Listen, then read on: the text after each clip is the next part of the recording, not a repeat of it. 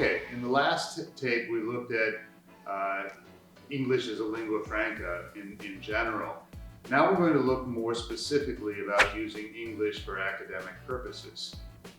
When we talk about EAP, there are three things we need to pay attention to.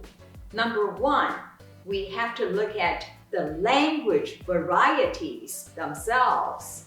Number two, we have to look at the judges, the criteria, how people view our presentation. Number three, we have to focus on when we present ourselves internationally, how do we use technology? How do we use different presentation to make ourselves understood? Now, let's focus on the first point. Like I said, when we talk about English as a lingua franca used in an EAP setting, first of all, we do have the so-called standard. The standard may change. For example, 50 years ago in Taiwan, the standard of English was British English. But then, very quickly, it changed to American English. So the standard variety can change. And we have to focus on what's the prestigious, the desirable accent in our community is currently viewing. Also, people have different attitudes towards different variants or different ways of speaking, different accents. For example, the TH sound, I am thinking, something like that. How do you pronounce this TH sound? Some may say, I'm thinking. Some may say, I'm thinking. Some may say, I am thinking. In Taiwan, somehow we feel, I'm thinking. Thinking is better than I'm thinking. But in Hong Kong, I'm thinking is more acceptable than I am thinking. So the different varieties are viewed differently in different speech communities. Also, in the academic community, we also have different expectations. In humanities and social sciences, we expect you to speak English correctly. But in engineering, maybe what is more important is not how you pronounce things accurately, how you write your English prose correctly. We have different expectations. That's something that I have seen in working with engineering students recently, is that engineering articles have a lot of English errors from a grammatical sense. They don't care about that. But if you tried to write a linguistics paper about it, it has to be perfect English. So in other words, let's talk about standard variety. The so-called standard English is defined negatively. In other words, if you don't sound like a New Yorker, or somebody from the South, or somebody like a cowboy, or somebody sounds like Norwegian, all these negatively viewed accents should be excluded. Then what's left? If you look at the map, probably Ohio is the only state that's considered standard English. You cannot trace where they come from. That's what I meant by social linguistics view of English standardness. It's defined negatively. But in Chinese, standard Chinese is defined positively. For example, you have to know how to retroflex your zhi, chi, shi, right? That's actually the only final ground we have to keep. Other features, we don't really care. But people also care if they say 发明 versus 花明, right? 发现, 花现. We do have an attitude towards certain pronunciation. Some are more acceptable, some are stigmatized. That's the so-called positively defined. And then again, when we get to academic English, not all English is the same.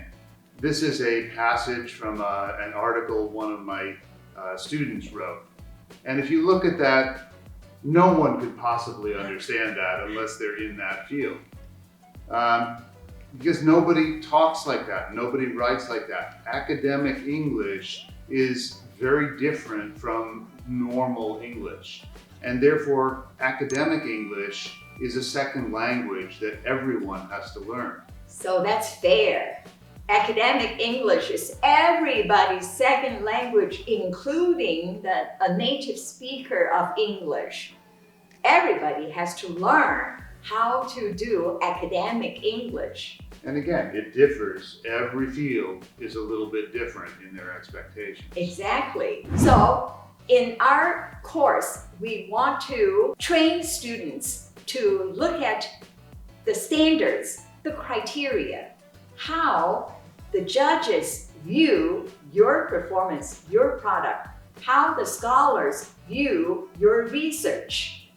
So if we know the goal, then we design it backwards. We know how to create different tasks to train our students to deliver something pleasing to the judges. So throughout all of the lessons, we'll be focusing on the criteria by which your work will be judged.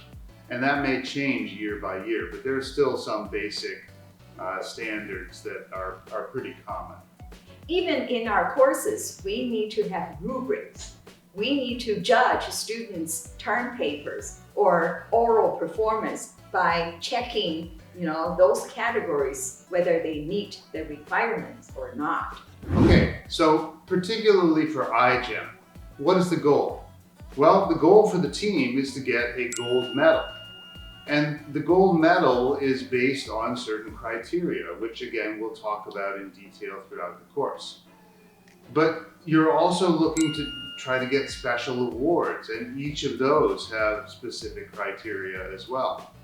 You're also trying to develop a marketable product, and that has other requirements. So how do you know if you reach the goal? Well, again, it's based on the criteria. There are written criteria for all the medals, all the awards. There's not criteria written for a marketable product, but there are certain principles that apply to that.